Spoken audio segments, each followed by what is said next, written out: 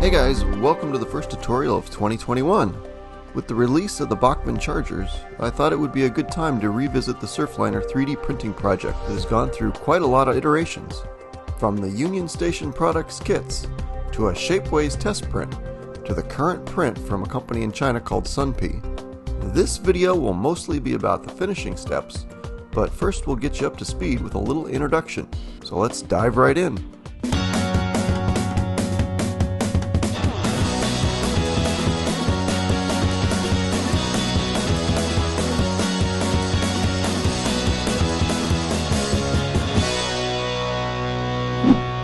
Modelers of Amtrak's Surfliner and sister California cars in HO Scale have been spurned by the manufacturers for many years.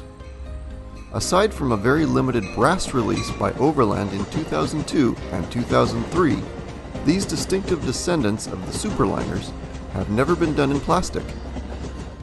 Introduced in the late 1990s and early 2000s, these cars run exclusively on Amtrak corridor routes in Southern and Northern California. Service was tested to Las Vegas, but for political reasons, the service was killed off before it got started. The cars were also planned for direct Los Angeles to San Francisco service, as well as a sleeper version for an overnight run between Sacramento and Los Angeles, which also never made it past the planning phase. As mentioned, the Overland brass release, while stunning, was very limited and initially cost around $250 per car. As of this video, the brass cars are almost impossible to find, and sets go for thousands of dollars if they can be found at all. Unfortunately, the brass cars are so heavy, a 5-car train is nearly impossible to pull up any sort of grade with the Bachmann Chargers or Athearn F59s. In the mid-2000s, Union Station Products released car sides for the Surfliners and California cars, as well as kits. These car sides could be fitted to replace Walther's Superliner sides. However, the process requires some skill to Dremel off the Superliner sides.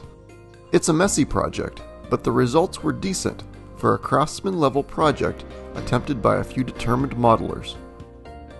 Full kits with interiors were also available. Union Station Products still offers the best set of Surfliner and Calcar decals for about $7. Switchline Decals also offers a set for about $10. Some modelers have taken to applying these decals directly to Walther's Superliners, painted in the Surfliner paint scheme. Not satisfied with the laborious process involved in the kits, I started to look at 3D printing as an alternative a few years ago. Spurred by a lack of viewliner baggage cars in HO Scale, a topic of another video, and having some experience modeling in 3D, I constructed digital models of the viewliner baggage car as well as the Surfliner. I then printed several baggage cars using Shapeways 3D printing service. Unfortunately, Shapeways has several big drawbacks. The first is the cost to print something in HO Scale. In the case of the Surfliner, about $300 gets you a model that is a couple of centimeters short of the actual correct length, and there are clearly visible print lines in areas that should be smooth. While Shapeways can now print at the correct size, the price and some broken detail parts makes it an unattractive proposition. However, for detail parts like these truck details, for about $20 you have enough to do the entire 5-car set. So you can imagine my excitement when a friend told me about Sunpea, a company in China that specializes in prototyping projects. I was able to do a test print of both the interior and Surfliner shell for about $40 before shipping. The model is 1/87 to scale and the finish is smooth with few visible print lines. Shipping was expensive, but airmail from China arrived in a couple of days, significantly faster and a lot cheaper than Shapeways from digital file to model in hand. I know a lot of folks are getting good results printing at home, but it is still difficult to get good prints of large objects like these shells. For right now, I'm not offering my models for home printing. Kato has the viewliner baggage car coming out in HO Scale later in 2021, and I'm still exploring options for releasing a kit of some finished models of the Surfliner. Finishing the model is a pretty straightforward process, however attention to detail is important, especially with the painting and decal steps. Shapeways models and parts need to be cleaned with acetone to remove a waxy print residue. I didn't feel any such residue on this model, so a simple wash with soap and water should suffice. After drying, it's time to begin painting. You can apply most of these steps to airbrushing if you choose. However, we will just use rattle cans for this project for simplicity and speed. My goal was to do the build in a weekend, and I came pretty close. We're going to paint the model with Alclad 2 Chrome, which is basically the same stuff model companies use to get a plated finish, that shiny and reflective look of metal. But first, we'll have to primer the model with Model Master Gray Primer. Also do this to the inside of the shell to prevent light leaks. Go ahead and paint the interior section gray as well. Any primer works, but be sure to use something fine that will not cover up your model's details. After this is dried, it's time to prepare for the plated finish. For this we need to spray Tamiya TS14 Gloss Black. This step is critical to getting the chrome shine in the following step. With the gloss dried overnight, we can now spray on the chrome finish. It's okay to build this up slowly until you get complete coverage. Take your time and allow to thoroughly dry before handling. I let the chrome cure overnight before masking off for the Surfliner's distinctive blue stripe. Blue painter's tape is trash and will bleed. I know some get good results with frog tape, but my go-to for masking is either vinyl tape or Tamiya masking tape. Once applied, I use painter's tape to mask off the rest of the model. Now I spray on Model Master GTS Blue Pearl, number 28129. It's very close to the right color. If using an airbrush, you can probably find something similar if not this exact shade, or use Rapido paints which have a variety of Amtrak colors. The nice thing about this paint scheme is any imperfections in the masking can usually be hidden with the white decal stripes that border the blue stripe. If you're not planning to light or detail the interior, you can skip the next couple of steps. To match my other lighted Surfliner cars, I went ahead and painted the interiors and printed some seat covers. You're welcome to contact me on Facebook if you want the seat file. These are easy to cut out and glue to the seats with white glue.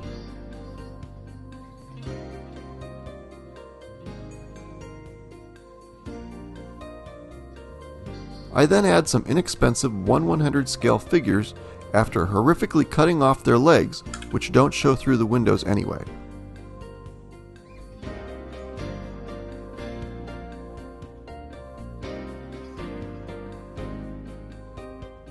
Next, we drill holes for the truck screw. I used screws I had on hand, and these Katy coupler box covers to act as a washer of sorts, but you may have something better at your disposal. Then test fit and drill a hole for the Katy coupler boxes. Depending on your needs, a tight lock scale coupler or simply a number 5 will work. I initially used 1/46s since I have a 28-inch radius curve I want to be able to back the cars through. I typically use the long shanks on one end so that I can shove the set around corners, like the prototype, without worrying about the diaphragms hitting and derailing the train. With the interior prepared, it's time to light the car. I use LED strip lights going with a cool white temperature. I solder 3 sections together for the top and 1 for the bottom. These are connected to a bridge rectifier I bought in bulk for a couple bucks on eBay. This changes the AC current of DCC systems over to straight DC current, which preserves the life of the LEDs. You can also add a decoder instead of the rectifier if you wish at this stage, or other anti-flicker capacitor. But since we will be using Walther Superliner trucks for this model, it is not really necessary to add capacitance. The trucks already have all-wheel pickup that is quite reliable. I should note, as of this video, the Walther Superliner 2 trucks have been discontinued. I reached out to Rapido, and they said they do have plans to make the trucks available, but the price is still unknown. Barring this, train station products, Superliner 2 trucks can still be found on eBay and other places for now, but they have no provisions for electrical pickup.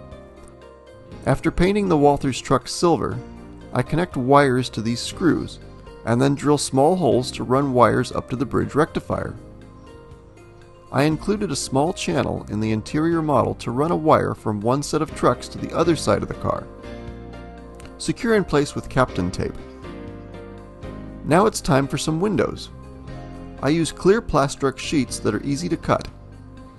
While you could slide an entire part of the sheet in, I typically cut sections to fit a little more precisely and then glue in with E6000 or canopy glue, which both dry clear.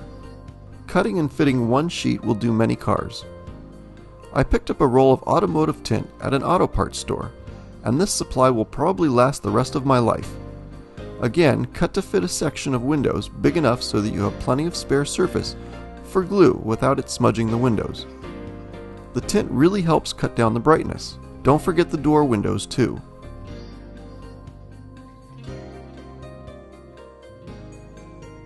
With windows in, it's time for the decals. We will be using Union Station Products decal sheet, which was still available for purchase as of this video. Take your time and cover any blemishes with the paint edges with the white stripe. Then apply the main logo and stripes.